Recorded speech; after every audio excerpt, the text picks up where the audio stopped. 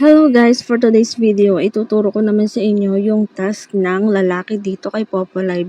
Kasi karamihan na nakikita ko sa comment is, bakit daw kailangan pang mag-level 10 muna bago sila makapag-live? Naguguluhan daw sila samantalang sa babae, live agad. So, kapag na-download nyo na po yung link and then nakapag-sign up na po kayo, mag-authenticate po kayo. Yan po yung unang-una nyong gagawin. Then, ayan, i-click nyo lang po yung face authentication and then, kailangan nyo lang po sundin yung mga steps dyan. And then, pagkatapos nyo pong ma-face authentication, ganyan po yung lalabas. So, congratulations, face authentication has been approved. And then, hindi kayo agad guys makakapag-live tulad ng mga babae. Kailangan nyo pa talaga na pataasin yung inyong wealth level. Kailangan level 10. Kasi guys, kapag pinilit nyo mag-live dyan, ganito yung lalabas. So, ayan, face authentication check, live photo. So, maiilagay mo yan kapag mag-i-start ka na sa pagla-live. And then, ayan, wealth level, dapat level 10 para makapag-start daw ng live broadcast. Yan, kailangan mo nang ma-reach yung level 10 bago tayo makapag-live. So, hindi pa talaga siya makakapag-live yung mga lalaki na baguhan. Kailangan kapag level 10 muna kayo. Tapos, ano yung task na pwede nyo munang gawin habang hindi pa kayo pwede mag-live? So, uupo po kayo sa mga party live.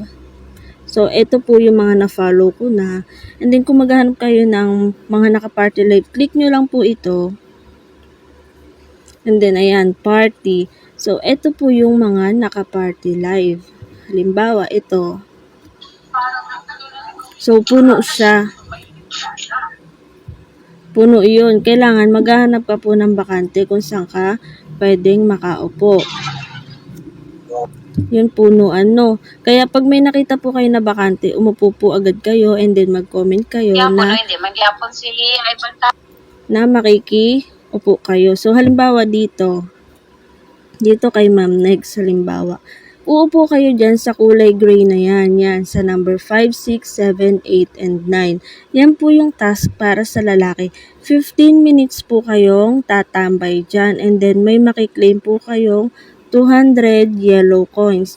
Ito naman pong mga gold na to, gold crown seat ay para sa mga babae na nagtatas kay Popo. So, 1 hour naman po yung kailangan na itambay nila yung account nila kapag magtatask sila, yung mga regular host. Pero pag mga baguhan, tas babae, 2 hours kayong uupo dyan sa golden crown seat. So, kapag lalaki naman, dito lang tayo sa kulay gray.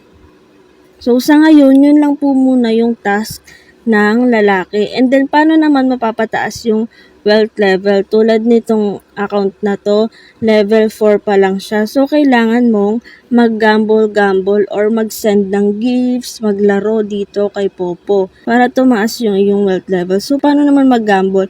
May video na ako kung paano maglaro or mag-gamble dito kay Popo Live. Check nyo lang sa playlist ng aking Popo Live tutorial dito sa YouTube channel ko. So, paano mag-gamble? Ayan, dito. Kailangan syempre may yellow coins kayo. And then, pwede kayong mag-recharge at pwede kayong mag-ipon gamit yung pagtatask nyo, diba? Sabi ko sa inyo, may makukuha kayo na 200 yellow coins tuwing magtatask kayo. And then, dito may makiklaim din kayo sa treasure box.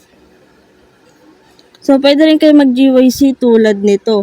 Kapag may lumabas na ganyan sa live, tulad nito, nakatambay tayo, diba? Click nyo yan and then mapupunta kayo sa party live ng iba. Yan, tulad yan. May nagpa-fireworks dyan. So, may video na rin po ako about dito.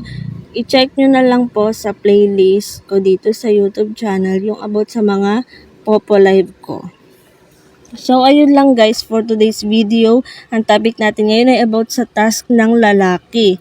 So, ayun lang guys and thank you for watching. Subscribe for more videos.